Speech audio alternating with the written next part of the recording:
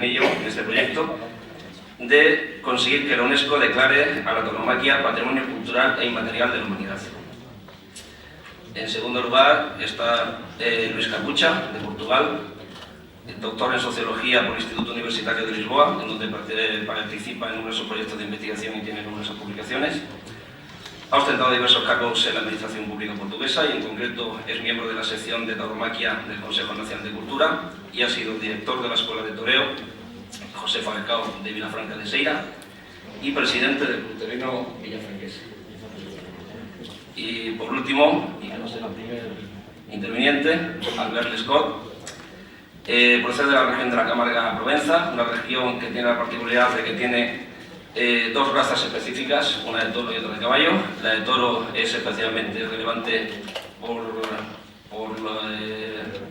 sus cabezas, por sus pelitos, y los segundos porque tiene unos caballos blancos y manejados, unos caballos preciosos. Es ganadero de vacuno camergués, criador de caballos, agricultor orgánico, aunque él prefiere que le digan agricultor biológico, e hijo de rejonador francés.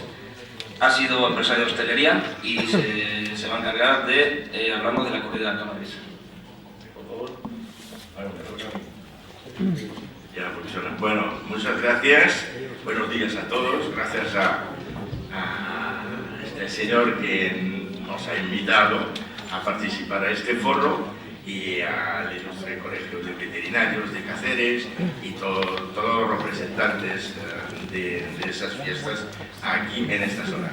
Bueno, entonces voy a comentar un poco el tema de la tauromaquia popular, los festejos en el sur de Francia, que hay dos partes, pero voy a empezar con un pequeño preámbulo que es un poco de historia, porque en Francia hemos tenido, bueno, festejos desde siglos, pero ahora donde tenemos los datos y escritos y todo es del siglo XV. Y lo poco que sabemos, lo sabemos con los registros parroquiales, porque ha sido una lucha intensa entre la gente a favor de los toros y los de la iglesia, los representantes, que eran a contra. ¿Y esto por qué? Porque vosotros en España tienen la Plaza Mayor. Entonces, cuando se organizaba un espectáculo, se organizaba en la Plaza Mayor. Nosotros en Francia, antes de la Revolución Francesa, no había plaza, había solamente una plaza adelante en la iglesia. Entonces, se organizaban las corridas populares, los festejos, en un plan de carros y barricas y todo, en frente de la iglesia. Y un día, en la ciudad de Aire-sur-Adour, en las Landas, un toro derribó un carro, pegó una hostia tremenda a la puerta de la iglesia, se ha metido dentro durante las vísperas. Y entonces hubo un pánico terrible. El cura de esta época, que no era mucho a favor de los toros, se iba a quejar a su obispo, el obispo a su jefe y su jefe al jefe supremo, que no era ni más ni menos que el cardenal de Richelieu, el primer ministro de Luis XIV. Y entonces, a partir de aquí, como era un tío muy fuerte, muy mandote, ha sacado una ley prohibiendo las corridas de toro, los festejos, que esto era para bárbaros y todo eso. Y entonces, amenazando que si uno organiza un festejo de esto, enseguida iría a la cárcel. Entonces, para protestar contra esta decisión, en el pueblo de al lado se organizó un festejo. Y entonces los militares, la Guardia Civil de la época, a coger a esa gente a la cárcel. Y al día siguiente se organizó otro festejo en toda la zona. Y entonces, el cardenal de Richelieu, como no veía que podía ir en contra de esas tradiciones populares, y como no quería perder la cara, inventó una cosa. Sí, mira, si esta gente que son salvajes, que no son buenos cristianos y todo esto, quieren perder la vida luchando en contra toros, bueno, que lo hagan, pero que lo hagan en un coso especial para no molestar el culto. Y a partir de esta época se edificó cosos torinos en el sur de Francia. Bueno, 3 excepciones, Fréjus, Arles y Nimes, que son los romanos que lo edificaron. Pero esto ha sido una lucha perpetua hasta el principio del siglo XX, ojo, hemos tenido que luchar en contra de todo esto. Entonces hay que distinguir 2 festejos, los festejos de los campos y los festejos de los pueblos o de las ciudades, que no tienen el mismo objetivo. En los campos, los propietarios de las fincas, que eran muy grandes, daban festejo para después de los trabajos importantes como la cosecha del trigo o las vendimias y todo esto, y así la gente lo pasaba bien, disfrutaba de la fiesta, y luego al final se mataban los toros y la gente se repartía la carne. Esto era en los pueblos. Y en los... no sé lo que he dicho.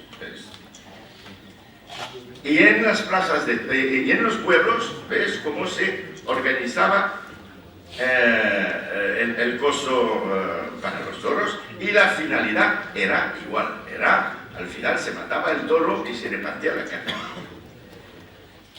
Ahora, en Francia hay 2 zonas muy distintas. Hay la Camarga, que es el Ródano, y las Landas, muy cerca del País Vasco, pasando la frontera, y hasta Mont-de-Marsan, Dax, etcétera, etcétera. Lo que hemos tenido que hacer para que las corridas y fiestas populares de la Camarga y de las Landas pueden tener un futuro, hemos tenido que organizarlo. Porque esto antes era movido, como se estaba diciendo esta mañana, por el uso, por las tradiciones, y había ya gente un poco en contra de esto. Entonces, para arreglar la cosa, hemos tenido que organizarlo. Por eso que tenemos la Federación Francesa de Course Camarguesa, que es directamente vinculada al Ministerio de la Jeunesse et Sport, de la Juventud y los Deportes. Y entonces ahora tiene una organización muy estructurada. Por única cosa, es que cuando hay accidente, si un toro, por ejemplo, solamente empuja uno y tal, nos encontramos con denuncia. Y entonces el hecho de estar muy bien organizado, no nos pueden decir que somos irresponsables, que no sabemos lo que hacemos y que no conocemos los riesgos que puede ocurrir. Entonces, ver el organigramo de todo esto, y como es de la Federación de la Juventud y del Deporte, hay también sobre una comisión de dopaje, bueno, todo esto está muy bien organizado, y comisión de licenciados. Es que todos los participantes de estos festejos tienen que estar licenciados.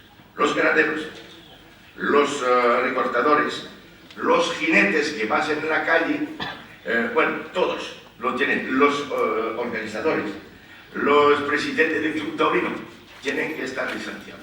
Esto es la seguridad para nosotros, que por ejemplo, cuando contratamos a un ganadero que tiene la licencia de la federación, es que todo está cuadrado.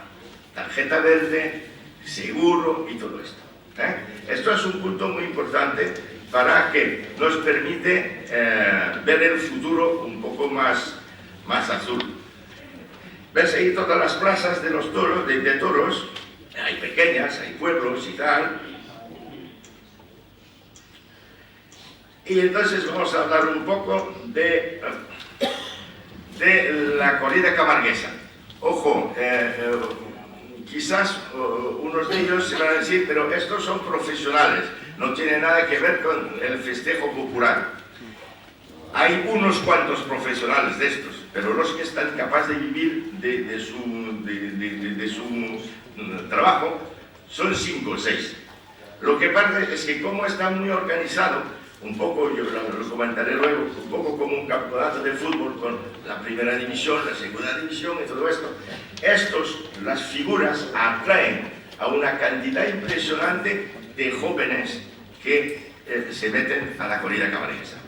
Entonces, hay 140 ganaderías de raza pura cabalguesa.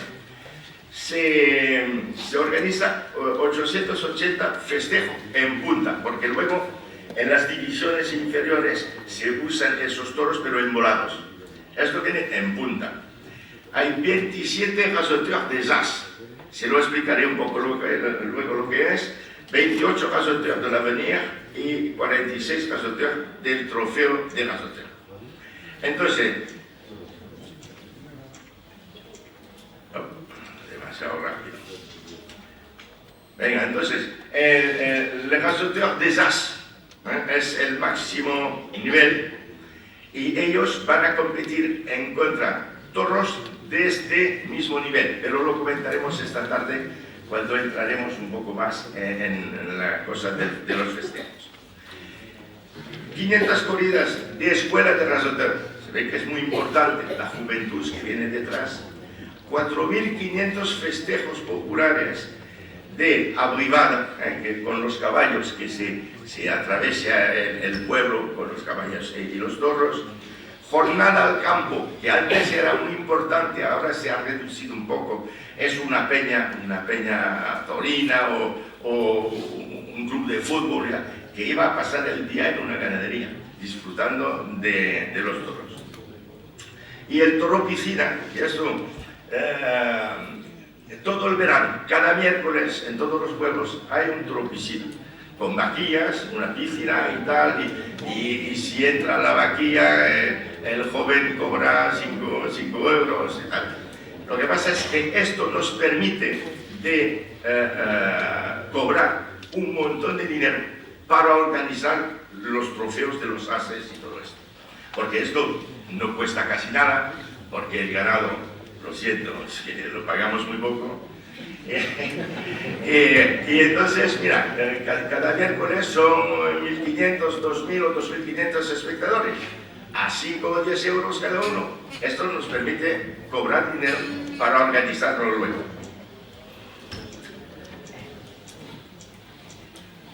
Bueno, lo que estuve comentando de la corrida cabalguesa, los trofeos des as son los más elevados, los fuertes. Luego el trofeo de l'avenir, que es equivalente a novilleros, y trofeo de rasoteur, que son meseristas. Entonces cada uno les toca un tipo de ganado bien preciso.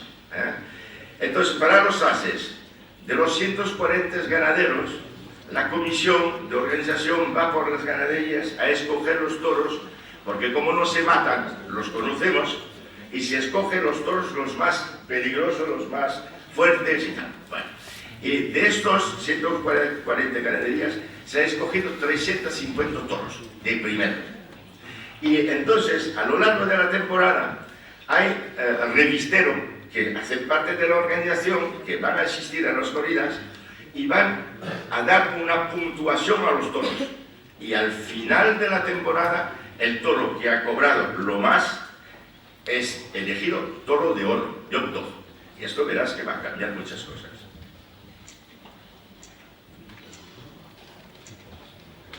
Entonces, como los toros ahí no se matan y que van a competir unos 10 veces al año, son famosos.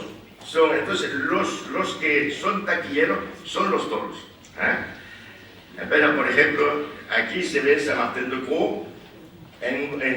Lo más importante es el nombre del toro, no del recortador. Y a la izquierda, pues, este cartelito que es la Course du Tau, eso para ganar los ganaderos. Eso se hace curso en corridas cabalguesas con toros no castrados de unos 3 años.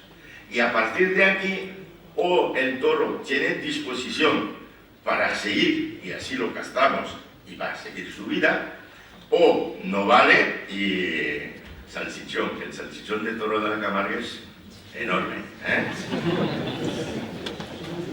Bueno, la Cocarde d'Or, que es una corrida que llena la plaza de Arles de 2.500 localidades. Lo veremos luego. Esto es un poco el plan económico que le va a interesar al ganadero. Alquiler un toro para el trofeo de las de 500 a 1.500 euros. El toro para un cuarto de hora. ¿De acuerdo? Alquiler un toro para los novilleros, los rasoteurs de la avenida, de 200 a 300 euros, que son toros más jóvenes. Alquiler un toro para los becerristas, para los jóvenes que en las escuelas, de 100 a 150 euros. Toro piscina, los 6, 300 euros. Sí, por eso es que ganamos dinero. ¿Ven? No te pongas así. Abrivada, con los caballos y tal, 60 euros, que esto es una miseria, ¿eh? Porque para este festejo popular se necesitan 2 camiones, ¿eh? Vaya todo el pueblo, un camión de un lado, un camión del otro, y dando vueltas. Entonces 2 camiones, con el gasoil, bueno, y entonces para 600 euros es una pena. Y luego, alquiler del Biodor, 5.000 hasta 15.000. Ojo, es muy importante. Por ejemplo, hace 5 o 6 años un ganadero consiguió un Biodor y al invierno siguiente murió. Imagínate cómo sale la cuenta.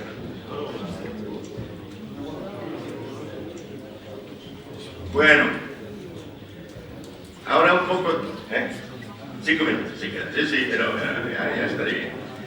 Contratación de los ases. Se habla de los hombres, porque hay también hombres que son taquilleros. Entonces, viene de 600 a 2.500 euros.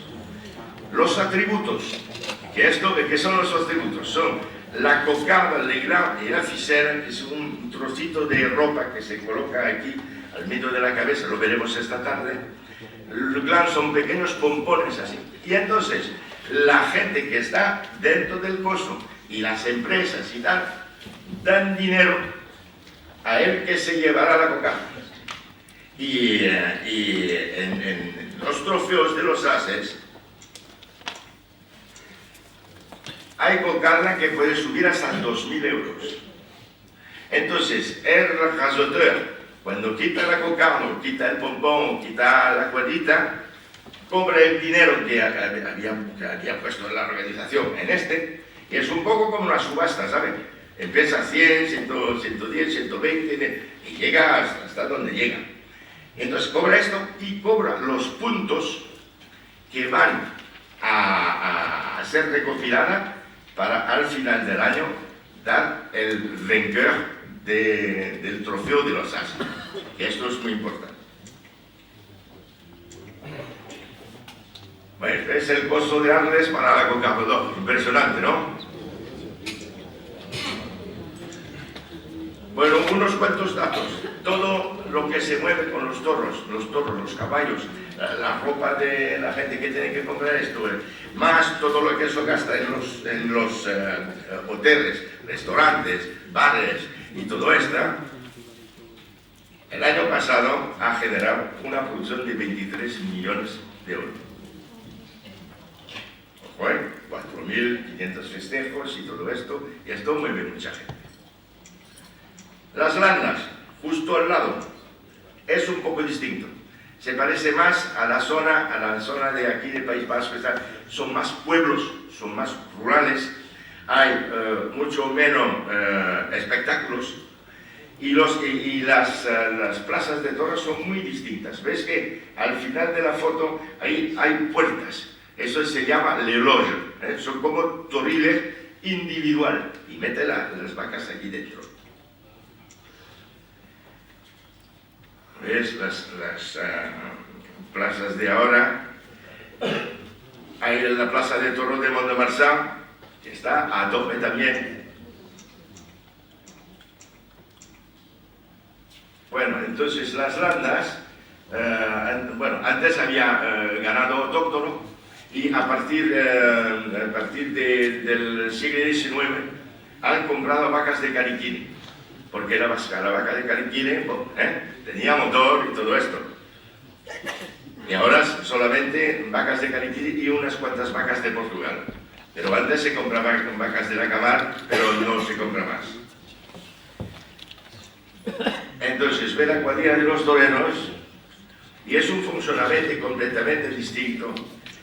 Es que hay una organización en la federación de 50 miembros que se encargan de la organización del campeonato, que gestiona la mutua de los toreros, que son directamente dependientes del Ministerio de los Deportes, controlan la seguridad, recopilan todos los datos para el campeonato, para elegir cuál es el mejor al final. 238 asociaciones organizadoras, 245 toreros de formales, que desde estos 245 son 7 que viven de esto, 13 ganaderías, son 1.200 vacas, 120 toros y 568 festejos declarados. Entonces ve que es mucho más reducido que en la Camarga. Y lo que pasa es que hay 13 ganaderías y el ganadero es el que tiene el grupo, es decir, que tiene las vacas, luego los toreros hacen parte de su cuadrilla, de su cuadra, y entonces organiza todo esto. Y entonces hay una competencia de las ganaderías entre ellos y por supuesto de los hombres y de las vacas. Veis aquí un cartel de Garlin donde se ganadería Dal, una de las 13, y cuadrilla Christophe Dussault, que es vinculada a la ganadería.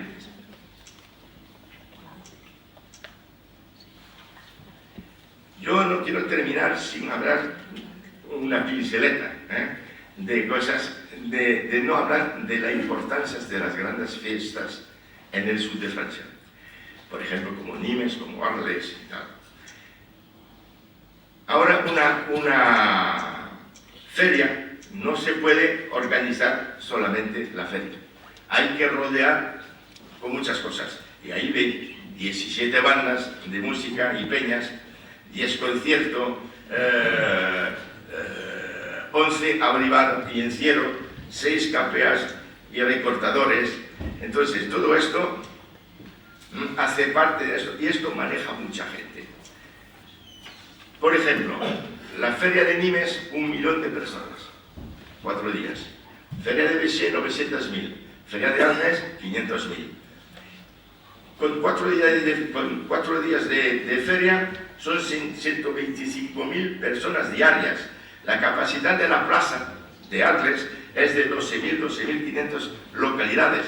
Entonces, el delta entre esos 2.500 personas que están, esos 125.000 personas que están en la ciudad y los 12.800 que van a la corrida, hay una cantidad de gente impresionante. Y esta gente, ¿dónde va? ¿Qué hace? A los bares, a los hoteles. Y esto es un dato muy importante, porque lo que pasa en el sur de Francia, Nimes, Arles y todo esto, es que somos una zona turística. Y hay un montón de franceses que una vez jubilado en París, en Lille, en Estrasburgo, bajan y se quedan ahí. Entonces toda esta gente, todos esos turistas, no tienen la misma percepción del festejo popular como aquí. Entonces esto es muy importante. Y para terminar, a Joselito, que ha sido entrevistado en la prensa de Arles, que dice que ahora los organizadores de corridas y de feria tienen que espabilarse un poco y buscar nuevas ideas y organizar un montón de cosas que rodean todo este festejo para que puede funcionar. Porque si no viene esta gente, porque la gente aficionada a los toros es pequeña al lado de los 500.000 personas, si no organizamos para el resto de la gente cosas interesantes, esa gente no va a venir. Si no viene, no funciona el negocio. Si no funciona el negocio, se muere la corrida. Esto es... Ya he terminado. Venga.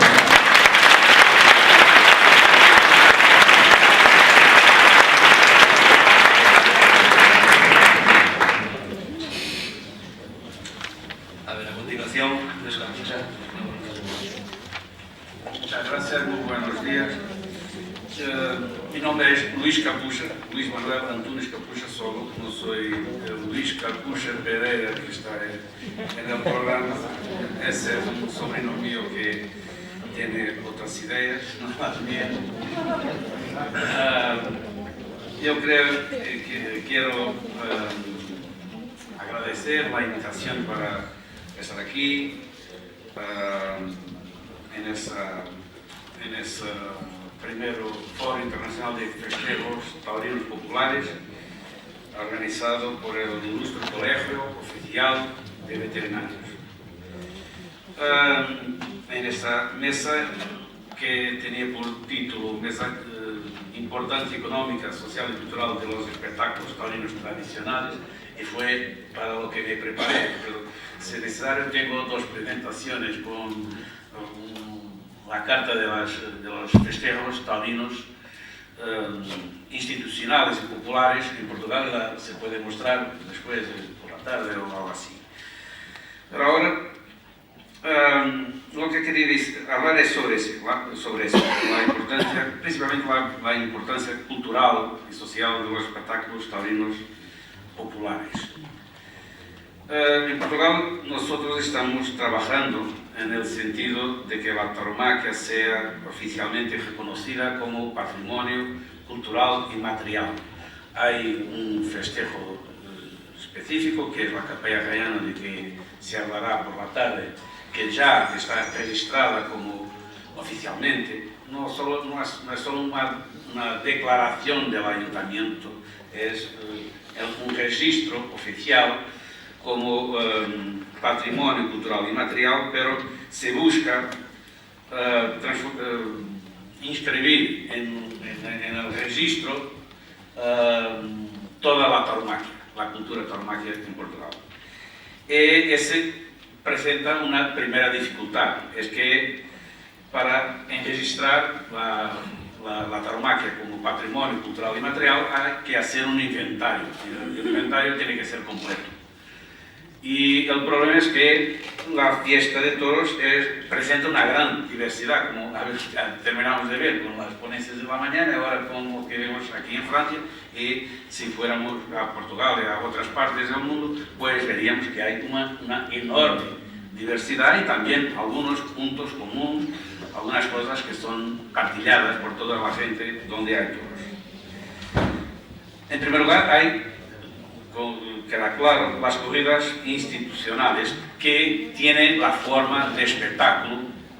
El espectáculo es la forma moderna de la diversión, pero tiene diferencias con relación a las tauromaquias populares, porque el espectáculo se realiza en sitios que son especializados, las plazas de toros, donde hay una clara distinción entre los profesionales y los que asisten, el público. El público no puede participar directamente en la lidia del toro, y además la regulación de estos espectáculos es una competencia del Estado, del gobierno central. Esto representa la extensión del poder del Estado a todas las manifestaciones de cultura popular, o el intento, por lo menos, de domesticación por el Estado de lo que es más específico en las fiestas populares de carácter más local. Y por eso, principalmente fiestas que contengan alguna parte de violencia. El Estado moderno tiene el monopolio del ejercicio legal, legítimo de la violencia. Entonces, todo el hecho de que haya sitios donde se realicen fiestas que envuelvan, que contienen algo así como un poco más violento, pues que no va bien desde el punto de vista del Estado central, que intenta regular y controlar todas esas manifestaciones de cultura popular. Por otro lado, quiero decir una cosa a este respecto. Yo creo que los reglamentos son necesarios, pero no es verdad que todo se pueda resolver con reglamentos, locales o nacionales o lo que sea.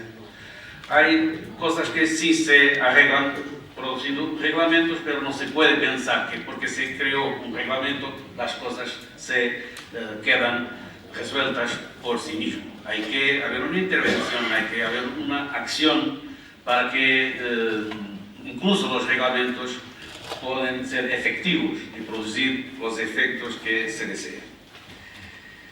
Y eso se pasa todavía también con el reglamento taurino portugués que regula las corridas, las plazas de toros, donde intervienen caballistas o lo que aquí llaman resenadores, matadores de toros, que todavía no matan, pero simulan la muerte, y los forcados, que son una práctica bien conocida de los portugueses y que solo se practica ahí. Eso es controlado por el reglamento y por una estructura del gobierno que trata de esa parte institucional de la tauromaquia. Pero hay toda la diversidad de tauromaquias populares que son regladas por las gentes, por los locales, sea por el ayuntamiento o por comisiones o por otras asociaciones, patronatos, que son los que deben tratar de reglar las fiestas que obedecen no a un reglamento nacional, pero al uso local. Se pueden producir documentos oficiales fijando algunas de las reglas, pero el referente esencial es el uso. El uso también no es una cosa inmutable. El uso en las costumbres locales cambian y han cambiado muchísimo a lo largo de los siglos, tal como la corrida de toros, y tal vez las fiestas populares puede ser que hayan cambiado más todavía, pero siempre de acuerdo con los cambios que se producen en las comunidades que hacen la fiesta. Yo creo que el principio de la fiesta popular es un principio distinto del principio del espectáculo. Además, las personas pueden estar en el recinto.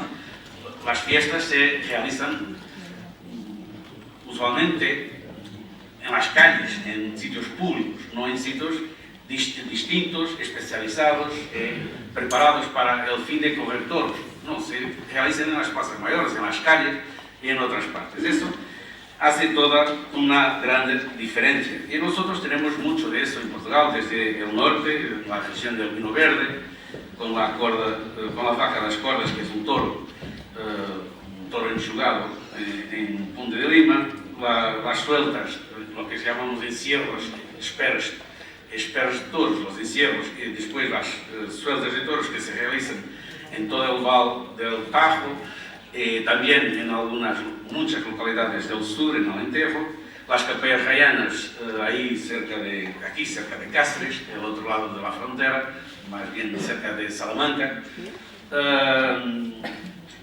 Las facadas, las soltas de vaquillas, soltas de toros, sacrificios taurinos que se realizan en la frontera con España, cerca de Badajoz o de Venza o del norte de Andalucía.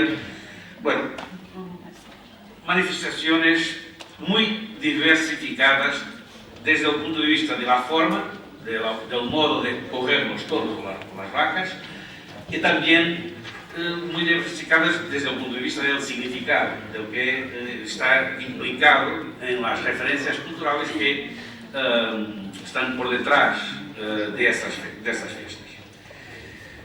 Creo que ellas no traducen tanto una tradición, pero más una identidad. Eso es verdad para las tauromaquias institucionales también. Quizás si fuera solo por tradición, los toros tendrían mucha más dificultad de afirmarse en el ambiente cultural actual de nuestras sociedades. Pero el problema es que no es solo una tradición, es mucho más que una tradición, es principalmente una manifestación de nuestra identidad con muchos matices o muchas identidades de niveles diferentes, nacionales, locales, regionales, pero el concepto de identidad creo que es el concepto central. Una identidad que corresponde a una cultura que resiste, que es ahora mismo una cultura minoritaria, y que resiste principalmente en lo que toca a la relación entre el hombre, la naturaleza y los otros animales. Los dinamarqueses han publicado ahora, hace un par de semanas, una ley prohibiendo y diciendo que se van a pasar, ¿cómo se dice?, multas, las personas tienen que pagar o ir a la cárcel si tienen sexo con animales. Han hecho una ley. Esto quiere decir, seguro, que los dinamarqueses tienen un problema grave con este tópico del sexo con animales. Que yo creo que el problema se encuentra en la idea de que los animales son nuestros iguales. Pues son iguales porque no tener sexo con un igual. Son culturas que han perdido una relación natural con la naturaleza, que se han quitado las referencias sobre lo que es el hombre, lo que es el animal y sobre lo que hay que hacer con hombres y con animales. Y es por eso que creo que en esas culturas pues hay que reglar las relaciones sexuales de modo a que no se maltraten desde ese punto de vista a los animales. Esa cultura corresponde además a intereses, y ese es el punto central, porque hay muchos intereses por detrás. Hay los intereses de las industrias PET, las industrias para producir productos para los animales de compañía en casa. Luego a las industrias culturales que no solo legitiman esa manera de ver los animales, como pasan una determinada visión del mundo donde los animales son antropomorfizados. Son los animales de Disney, que sienten como personas, que piensan como personas, que son personas, que hablan como personas, que se organizan como personas. Y esa imagen de las industrias culturales de tipo Disney es la que está ahí, creando esas bestialidades como las de Dinamarca y de otras partes, pero que es una cultura dominante, es una cultura que no tolera la diferencia, no tolera otras maneras de ver el mundo y de ver la naturaleza. Y es lo que nosotros nos estamos confrontando es con la necesidad de tener que enfrentarnos a una tendencia expansionista y además totalitaria de una cultura de masas que produce los problemas que nosotros conocemos. No es fácil ser una cultura dominada que se quiera afirmar como una manera legítima de existir y de comprender y de ver las cosas.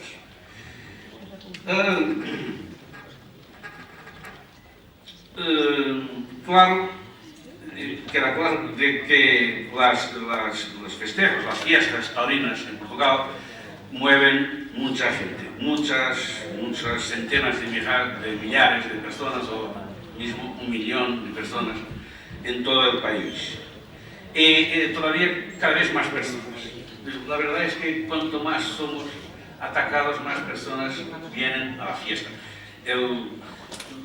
Los años donde han ido más personas a los toros fueron los años en que se intentó prohibir las fiestas de Barrancos, que es un pueblocito perto de Encinasola, perto de Andalucía, cerca. El pueblo más cerca es andaluz, no es portugués, y donde que tiene tablaos, troneras, también un tablao hecho por el pueblo, controlado por arquitectos del ayuntamiento. Se hace de la manera tradicional, es segurísimo, y tiene troneras como segura León aquí, y tiene de diferente en relación a todas las otras fiestas populares taurinas el hecho de que toreros de luces matan los toros en público.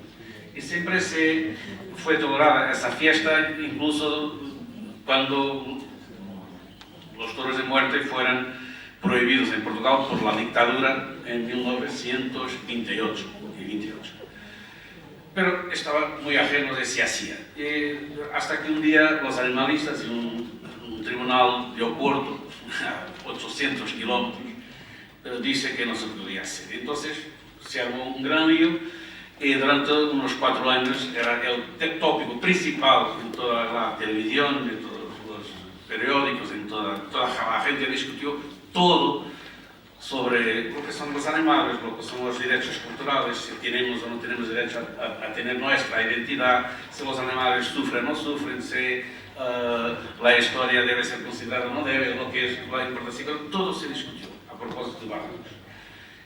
Durante ese periodo fue el periodo de oro en las últimas décadas de la tauromaquia en Portugal, porque fueron millares de personas que fueron los toros motivadas por la curiosidad para ver lo que es eso. Entonces la contestación terminó produciendo una cosa buena para la fiesta, pero solo lo ha hecho porque las personas de Badajoz han dicho que pues pueden quitarnos el corazón, pero no nos van a quitar la fiesta. Y ese punto es para mí esencial. Claro que eso solo puede acontecer en sitios donde las personas siguen viendo toros desde niños, donde el proceso de socialización incluye la percepción de lo que es su comunidad, de lo que son sus vecinos, de lo que son reglas de solidaridad entre las personas cuando se enfrentan a un animal que es siempre peligroso. Claro que eso es una condición necesaria, pero lo esencial es que las personas han asumido su marca de identidad como algo que es completamente inalienable. ¿Se dice así? Seguro que, como nuestro amigo francés ha brillantemente demostrado, la fiesta tiene mucha importancia económica, porque son centenas de millares de personas que se mueven, que comen, que alimentan a un campo profesional con muchas familias, que pagan mucho dinero para el Estado y para los ayuntamientos. Tiene una importancia muy grande. Yo creo que es necesario, de hecho, insistir en ese punto de la importancia económica de la fiesta. Pero yo quiero también colocar otra cuestión, que es ¿cuánto vale la identidad? ¿Qué precio tiene? Hoy vivimos en un mundo donde casi todo está reducido al valor del dinero. ¿Cuánto cuesta? ¿Cuánto vale? ¿Ganamos o perdemos? ¿Es que podemos reducir todo al valor del dinero? Yo creo que la respuesta es claramente no. Y la identidad es algo que no tiene precio. Cuando en mi pueblo, Vilafranca de Xira, después de la revolución del 74, el alcalde ha intentado quitar uno de los 8 encierros y sueltas de toros que había todos los años, pues las personas entraron en la alcaldería y pegaron el alcalde, lo pusieron en la ventana y han dicho ¿cuántas? Bueno, 8. Vale. Ahora ya son más que 8, pero ¿qué hacían si alguien... ¿Qué es lo que íbamos a hacer si nos quitaran un encierro, una espera de toros? Es lo que irían a hacer los de Tordesillas si ahora alguien viene de fuera a decir no, vosotros sois locos, sois personas anormales y no pueden matar el toro en el torneo de La Vega. O las personas de Cuéllar se les dice que ahora ya no se pueden coger los toros porque la calle hace daño al bienestar animal, porque no tiene arena, no es un buen piso para los toros, para que cojan los toros y tal, y entonces se va a prohibir los encierros de Cuéllar. O sea, se dice en todas partes aquí, que vosotros no tenéis derecho a manifestar la fiesta emblemática que contiene todos los sentidos importantes para vosotros y que traduce vuestra identidad. Yo creo que las personas lo que harían era jugarse la vida para defender su identidad. Y eso es lo que van a hacer. Claro que defender las fiestas, como ha dicho, implica producir cambios. Es por eso que, como tal vez hayan notado, la palabra tradición no sea muy de mi gusto, prefiero la idea de identidad. Y de ritual, de fiesta. La fiesta va cambiando porque la sociedad muda, y la fiesta es un producto de la sociedad que cambia. Y por eso hay que cuidar de cosas, hay que tener mucho cuidado con cosas que no se tenía antes, como la seguridad, como las ambulancias, los aspectos como el tipo de ganado, etc., que tiene que tenerse mucho cuidado, pero principalmente hay que siempre tener por delante un valor fundamental de la fiesta, que es la verdad. Verdad es hacer las cosas de acuerdo con la manera que en cada sitio se define como la manera correcta de hacer las cosas. Eso no tiene que decirnos el gobierno, sea el gobierno central, regional o lo que sea. En cada pueblo nosotros sabemos muy bien cómo deben ser hechas las cosas. Hacer las cosas bien en las tauromaquias institucionales es igual. Torear de verdad es torear como debe ser, como Dios manda.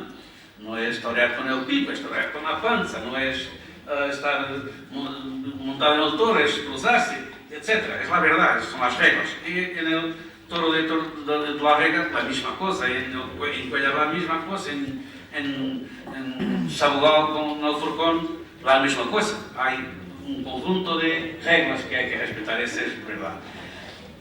Tanto más que cuando el hombre se encuentra con el toro, hay siempre un otro elemento central en la fiesta, que es la suerte. Y la suerte, ¿qué quiere decir? Quiere decir que siempre puede ocurrir algo imprevisto. Siempre puede haber accidentes. Entonces, por eso creo que hay que combinar bien la verdad con la suerte para que las personas sigan adheriendo, sigan conectadas con su fiesta, perciban mejor que esto de la identidad es un derecho que tienen, no es algo que hay que no es algo que no sé, es regalado, no es un regalo, es un derecho. Sí, seguro que es necesario defenderlo muchas veces defenderlo con valentía. Ese es otro valor fundamental de la fiesta, la valentía, la bravura, la capacidad de resistir y de seguir luchando, mismo cuando las condiciones son muy adversas. Ese es el concepto de bravura, seguir persiguiendo, seguir luchando por defender aquello que para mí es un derecho esencial de todos los pueblos, que es el derecho a la identidad. Eso es, desde mi punto de vista, el tópico más importante cuando discutimos la importancia de la cultural, económica y social de las tauromaquias populares. Muchas gracias.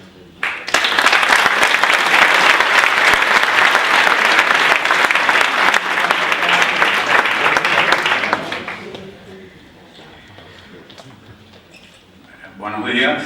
En primer lugar, quiero agradecer a la Consejería de Hacienda y Administración Local de Cáceres por la organización de este evento, al Colegio Oficial de Veterinarios, en la persona de Juan Vicente y de Francisco Hernández, el permitirme volver a estar aquí en un lugar que me trae un recuerdo muy grato. No solo porque estamos hablando de lo que nos gusta, de lo que nos apasiona, sino porque para nosotros los americanos, los hispanoamericanos, venir a Extremadura tiene un valor especial. Estar aquí en esta sala Malinche, estar en Cáceres, es encontrar en muchos sitios muchos recuerdos y muchos rasgos de lo que significa nuestra identidad. Por eso les agradezco mucho el permitirme acompañarlos en algo que creo que es importantísimo. Este primer foro internacional de festejos populares, yo creo que va a ser el principio de un trayecto que nos puede llevar a cosas muy interesantes. Les voy a comentar, yo hablo de lo que manejo, ¿no? Es la defensa de la tauromaquia. ¿La defensa por qué? Bueno, la defensa de la tauromaquia porque para nadie es un secreto que contra la tauromaquia se están tejiendo cualquier cantidad de estrategias para tratar de vaciarla del contenido y para tratar de... Ahora se utilizan una palabra muy curiosa. No quieren hablar de prohibir, hablan de abolir, porque dicen que ese concepto es mucho más vendible que el tema de las prohibiciones, que siempre generan resistencia. Nosotros, en la Asociación Internacional de Tauromaquia, venimos luchando desde el año 2003. ¿Y por qué desde el año 2003? Bueno, porque el año 2003 vimos una luz que nos iba a permitir poder enfrentar todo esto que se nos avecinaba ya desde entonces. Vimos que el 17 de noviembre del año 2003 en París, la UNESCO aprobaba la Convención para la Salvaguardia del Patrimonio Cultural Inmaterial de la Humanidad. Y cuando revisas esa convención, te encuentras en el artículo 2 que la definición de patrimonio cultural inmaterial es como un traje a la medida de la tauromaquia. Tenemos 11 años ya, casi 12 años trabajando en esto y sabemos que el camino es largo, el camino tiene muchos obstáculos. En el camino se han producido muchas cosas que nos han dolido, controversiales, nos ha costado mucho lograr sumar voluntades. Se produjo lo de Barcelona, lo de Cataluña, dolorosísimo, pero sabiendo además que en Cataluña existe una afición, y no solo una afición, una historia, una tradición y una identidad. Hoy en la mañana en el desayuno Jordi me decía, sí, efectivamente, en Cataluña ha habido ayuntamientos que han producido declaraciones en defensa de lo que entienden que forma parte de su patrimonio. Bueno, pero también eso ha ocurrido en América. En Ecuador se prohibió la muerte del toro, en Quito, a través de un referéndum. Se utilizan subterfugios legales para, aprovechando la democracia, haciendo uso de las bondades de la democracia para cercenarnos algo que nos pertenece, algo que comporta un patrimonio cultural inmaterial, un patrimonio que no podemos dejar perder. Y aquí es donde las palabras que señalaba Luis, la manera como debemos enfrentar esto, el valor, la constancia, la perseverancia, yo creo que se hacen ineludibles y se convierte en un compromiso casi vital, ¿no? Les comento que En Bogotá hay un alcalde que, bueno, pues le dio por prohibir los toros en la Plaza Santa María de Bogotá. El miércoles que viene hay una concentración convocada por el maestro César Rincón para decirle al alcalde, oiga, atienda, hay dos sentencias de la Corte Constitucional que le están diciendo, señor, eso forma parte del patrimonio cultural del pueblo colombiano, ábrale las puertas a la Santa María. Pero no solo eso, sino que también ese día se va a aprovechar, entre comillas, para darle respaldo a una petición que ya está presentada en el Senado, en el Congreso colombiano. Una petición para declarar a la tauromaquia patrimonio cultural y material del pueblo colombiano. Pero es que no puede ser de otra manera. Es que el capricho de un gobernante no se puede imponer a la voluntad, al sentimiento y a la identidad cultural de toda una nación. Aquí en Madrid, el mismo día 12, se está convocando una concentración que haga de espejo, que sea una especie de respaldo a lo que va a ocurrir en Bogotá. Y lo que va a ocurrir en Bogotá tiene una singular importancia. En todo este largo trayecto, estos 11, 12 años casi, es la primera vez que vemos a los protagonistas del tema involucrados, presentes, manifestándose. Una vez fueron y hablaron con el presidente Juan Manuel Santos. Me da la impresión de que los toreó. Hay que evitar que nos sigan toreando, sobre todo a los que sabemos de cómo va esto, ¿no? Evitar que nos sigan toreando. Bueno, esos son hechos puntuales. Yo me voy a remitir a algún balance concreto. Estamos a 7, 8 de noviembre.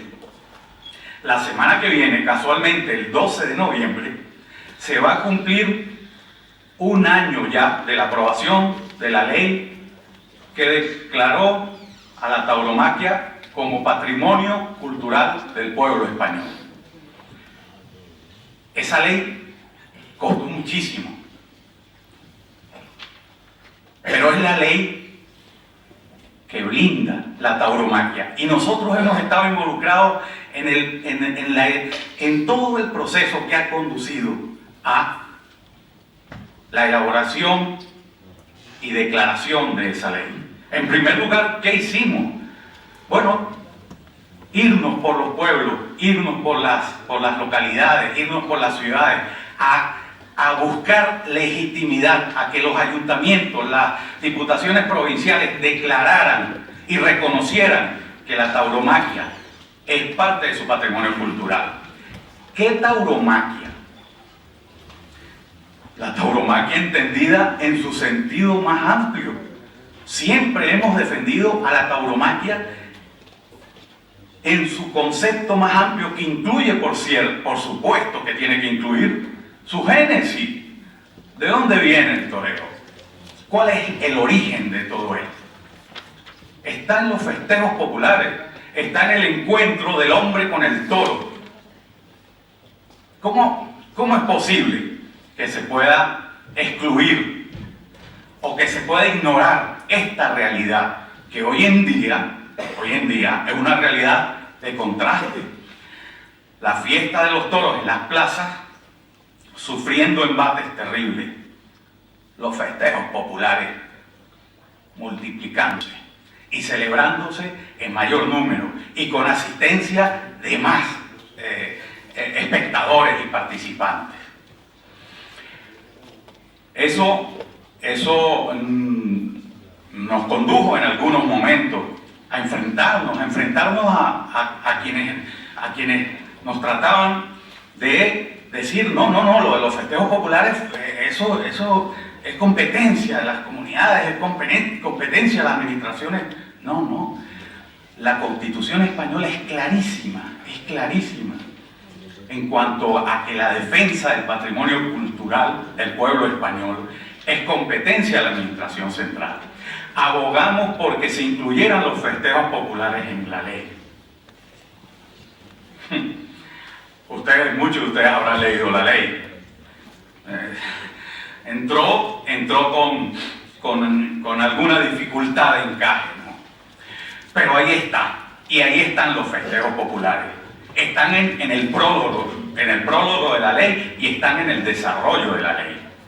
¿Y por qué los festejos populares? Bueno, ya vimos unas imágenes, creo que Antonio o Ignacio nos las presentaban. Ya hay manifestaciones que están dirigidas a atacar los festejos populares. Y si no, basta referirnos al Toro de la Vega y a lo que ha pasado con el Toro de la Vega, o aquí mismo en Coria.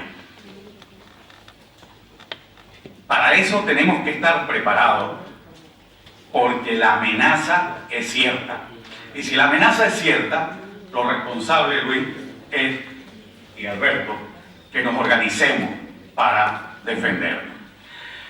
La ley, que cumple un año, ha dado hace una semana un feliz alumbramiento.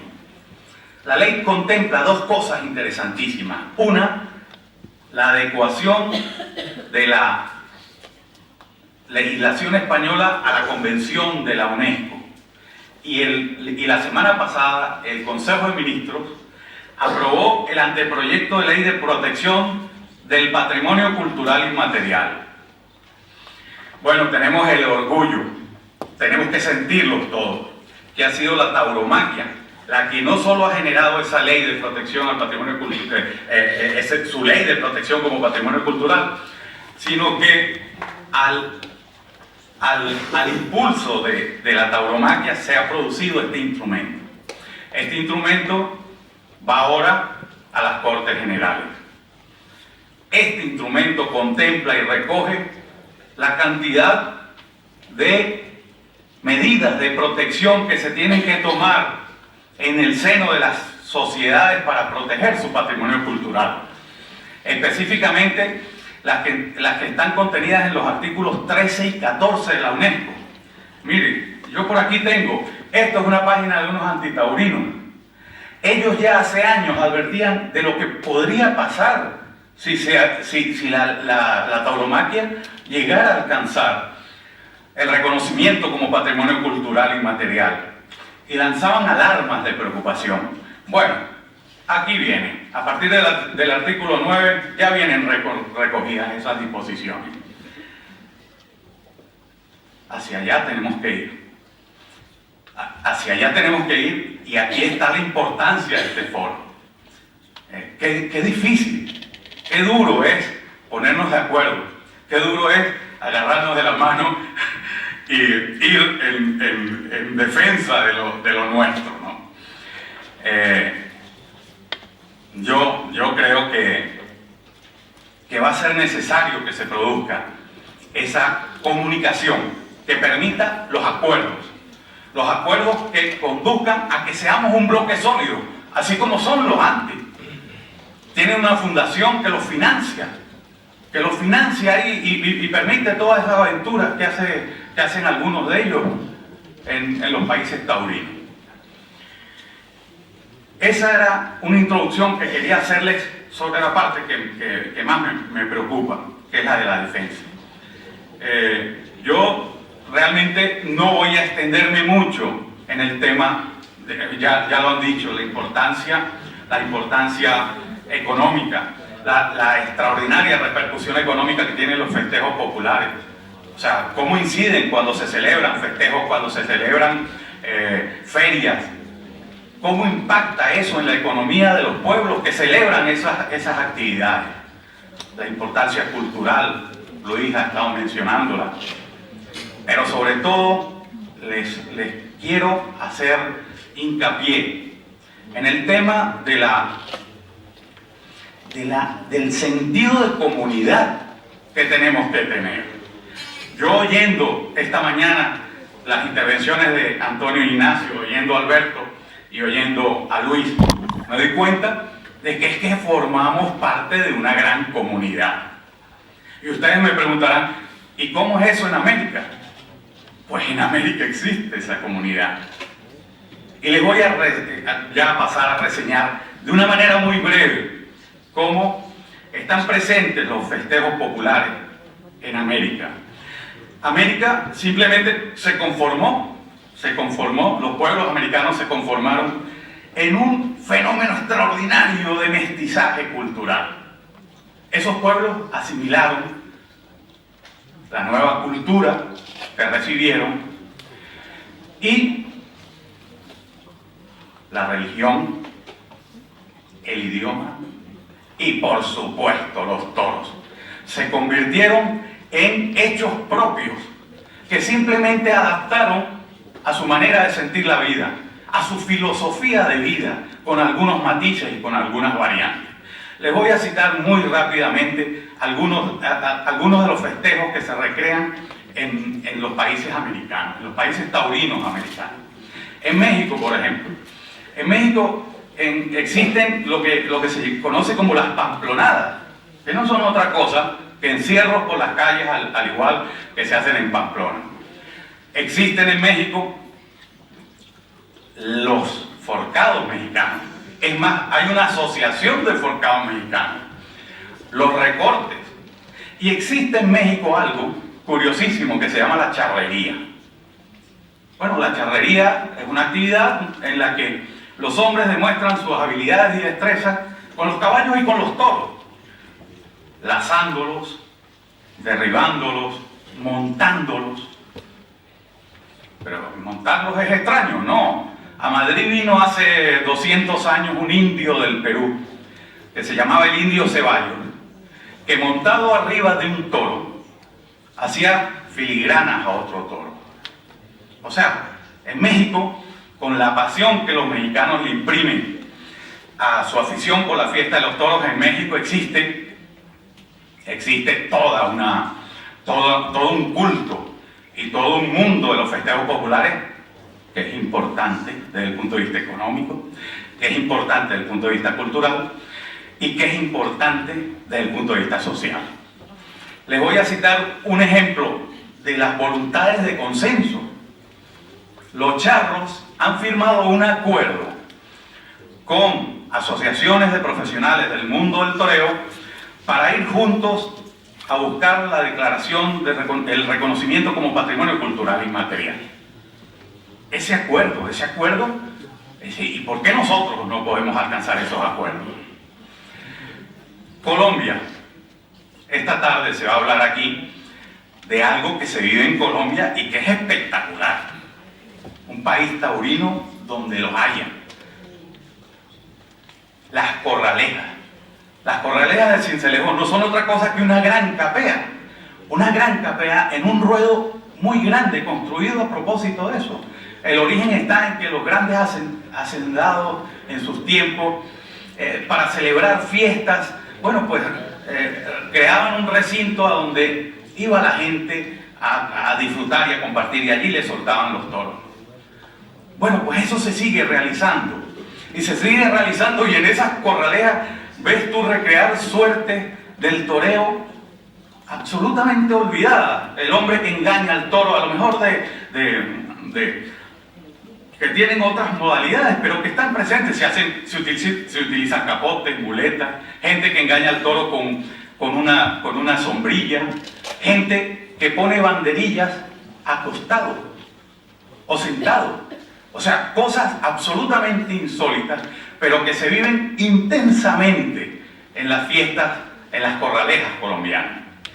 En Colombia también se celebra otro evento, otro festejo popular, que se llama el coleo. El coleo no es otra cosa que la adaptación de una faena de campo, que es el acoso y derribo, que se hace igual que el acoso y derribo, pero en el que el llanero, lo hacen los llaneros, el llanero prescinde del rabo del toro. Prescinde de la garrocha para agarrar el rabo del toro. Eso ocurre en Colombia, pero es que en Venezuela ese es un festejo popular el más extendido en toda la República de Venezuela. Hace poco, cuando introdujeron en el Congreso venezolano una solicitud para aprobar una ley de protección a los animales, que es a lo que recurren generalmente, la gente del toro en Venezuela tuvo que buscar auxilio en los coleadores, porque la masa que mueven, bueno, pues es mucho más contundente y más sólida, y eso logró que se paralizara esa ley. Pero si sigo bajando, vamos a llegar a dos países, Ecuador y Perú. En esos dos países hay una afición a la fiesta de los toros impresionante. Les puedo hablar de que en cada uno de ellos se celebran más de 1000 festejos populares al año. Que las comunidades andinas han hecho suyo el enfrentamiento del hombre con el toro como símbolo, como rito, como parte de su existencia.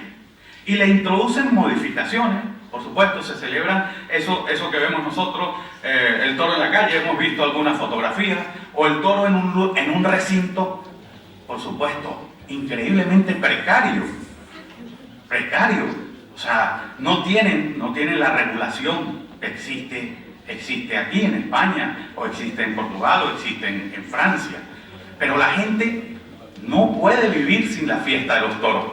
Los indios son dueños de más de 200 ganaderías, porque son ellos los que facilitan los toros para que se celebren esos festejos.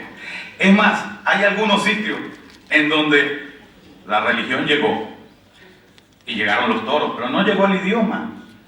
Siguen hablando quechua o aymara. O sea que tuvo más penetración la tauromaquia que el mismo idioma. En el Perú, bueno, en Ecuador hay otro festejo muy, ¿qué palabra utilizo? Se sustituye al hombre, muy light, ¿no? Se sustituye al toro por el hombre, es una especie de toro de fuego, ¿no? Un hombre que lleva una estructura y de la que salen fuegos artificiales. Ese hombre participa en un baile y persigue a la gente. Bueno, eso es tauromaquia, son festejos populares. En el Perú hay algo, además de esto mismo, porque se repite en el Perú lo de Ecuador, o en Ecuador se repite lo del Perú, los toros del pueblo. Existe aquí en el Perú una fiesta que se llama la Jaguar Fiesta. La Jaguar Fiesta es en un recinto se echa un toro, con la particularidad de que sobre los lomos del toro se amarra un cóndor inmenso. Ese cóndor está amarrado sobre el toro y clava sus uñas y pica al toro.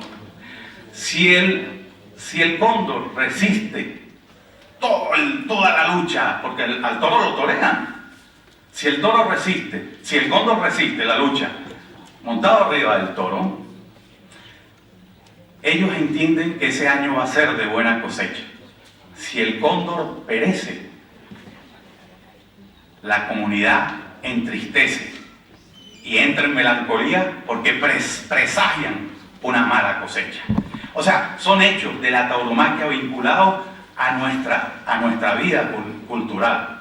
No me voy a extender más, simplemente quiero decirles que sobre esto tenemos que tener una visión global, una visión de conjunto.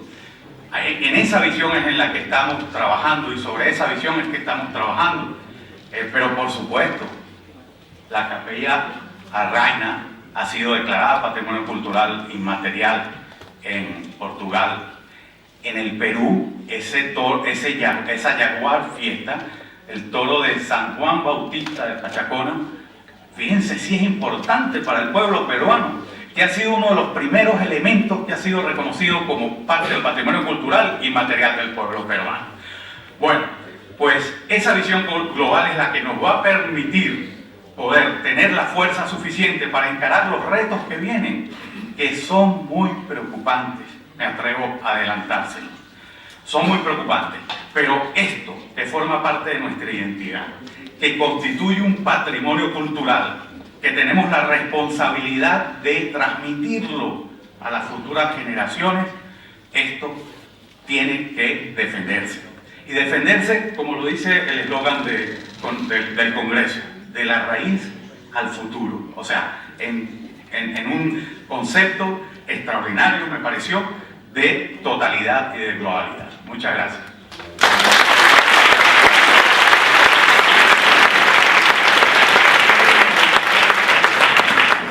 Bueno, gracias a los tres ponentes por su concisión, por el poco tiempo de que disponíamos. Ahora abrimos un turno de 2 preguntas cortas con 2 respuestas breves.